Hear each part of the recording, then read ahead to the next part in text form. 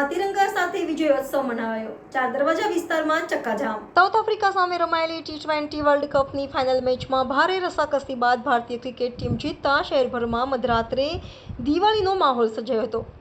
Local boy Hardik Pandya hero of the day બન્યો હતો, જેને 3 ઓવરમાં 20 રન આપી મહત્વની 3 વિકેટ ઝડપી હતી। ભારતીય cricket team T20 world cup જીતતા શહેરભરમાં મધરાતે ફટાકડાના ધૂમધડાકા સાથે વિજયોત્સવ મનાવાયો હતો।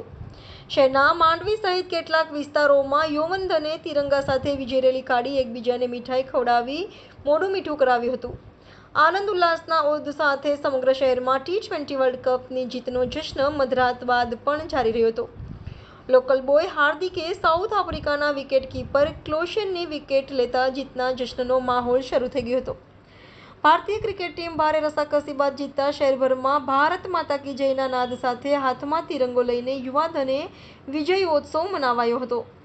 ખાસ કરીને ચાર દરવાજા વિસ્તારમાં એટલી બધી ભીડ જામી હતી કે મધરાત્રે ચક્કાજામની સ્થિતિ સર્જાઈ હતી। શહેરીજનોએ ભારતની જીત માટે હનુમાન ચાલીસા પણ કરી હતી।